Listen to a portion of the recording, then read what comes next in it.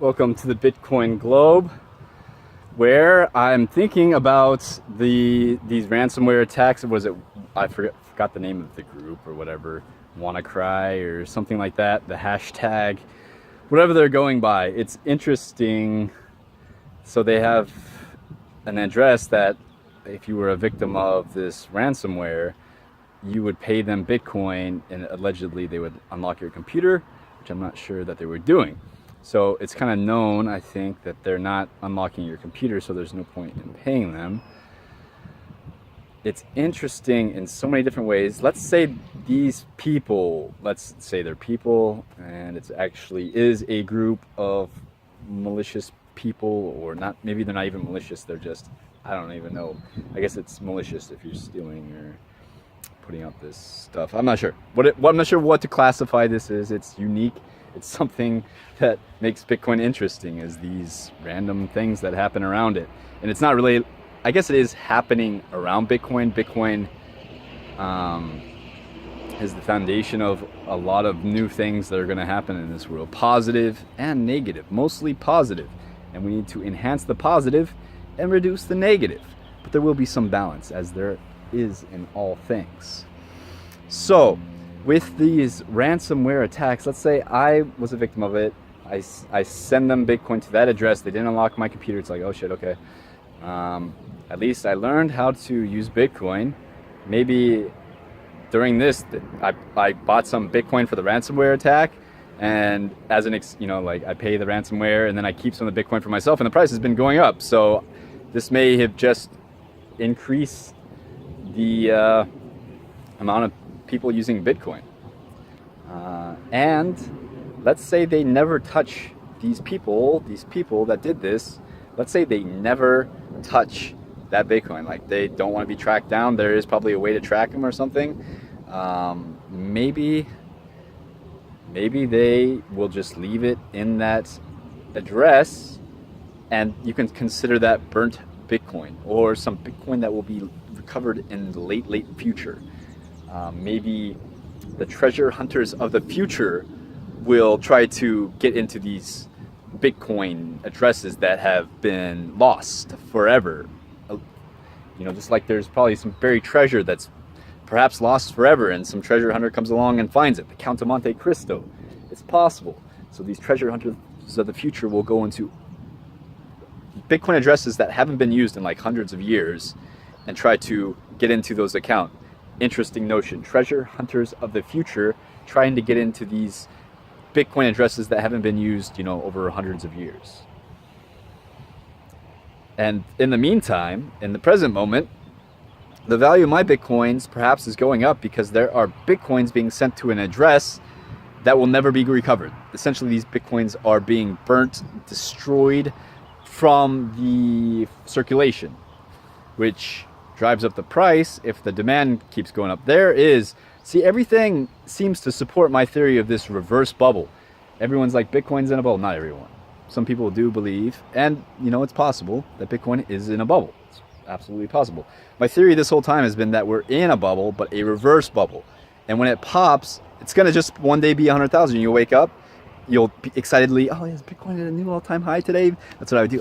Check it first thing as I'm taking a poo in the morning, checking the Bitcoin price on Bitcoin market cap, and it's $100,000. That's an all-time new high. It's $200,000. It's $300. This is possible if the reverse bubble pops.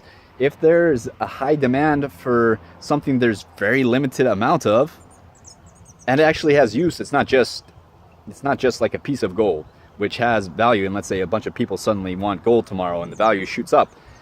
Yes, I can exchange that gold for stuff, but it's still not as easy to exchange. It's not as easy to exchange for items. I could easily exchange some Bitcoin for a brand new computer right now, a virtual reality set. I want to get the Omni Virtuix and start preparing for the next age of eSports, start getting in shape for that, start getting used to virtual reality, the movements and everything, and really want to become a professional eSport player of the future. Man, I'm excited for that. And Bitcoin is a path. Like, if it does suddenly explode, this reverse bubble pops, and the price is like, wow, I can get that dream home. I can get all the electronics I want. I can invest in companies whatever you want to do with your Bitcoin. If you have one Bitcoin and it's enough to get yourself a piece of property, then you can live the American dream. And many people want to live the American dream. It's what makes this country beautiful. I mean, look how beautiful this place is. My only complaint is the military helicopters flying over, but they're protecting me in theory. Their tax-paying dollars are going to protecting me. I just wish they'd update, get some like stealthier, more fancy helicopters. These helicopters seem like old and clunky. I mean, these are the helicopters I was seeing in Afghanistan and Iraq. You think 10 years we'd have something new, like some drones. I should be seeing some military drones doing patrol or something like that. That's kind of scary, but definitely a possibility in the future. Military-ish drones. That's like if America was overtaken, it would be like by some like Japanese drones or something like that. Wouldn't that be insane? We had to switch our weapon. Because, I mean, if you're getting attacked by like 100 little drones that are controlled by people using virtual reality devices over in Japan, you know, that are like deep in a bunker so you can't bomb them, and they're on their little virtual reality sets flying these thousands of drones at us, you know, a gun is only going to do so much when they have all these different micro movements that drones can make. They have, you know, more dimensions to move in. We'd have to be really good shots, maybe like a laser or something that would mow them down. But just imagine if like 10 million drones, some of them are like AI controlled, you know, not all of them are user controlled drones.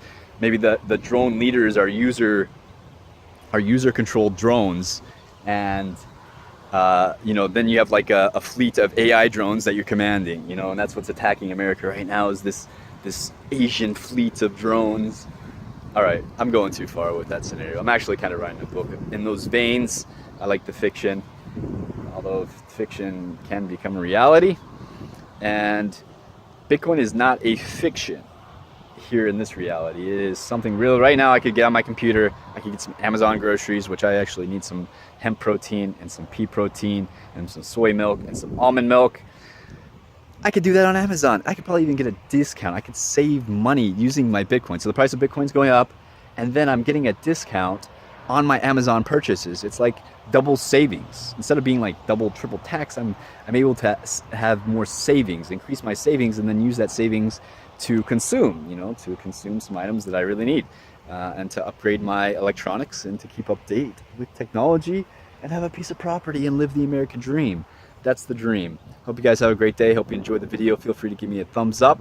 I'm counting the days down until the next Bitcoin halving. I've been pretty consistent, almost every day putting out a video, and mostly talking about Bitcoin. You know, I do veer off at times, but I very much enjoy talking about Bitcoin, and I'm excited for the future, and I'm happy that we are all part of this experiment, this great experiment of life together.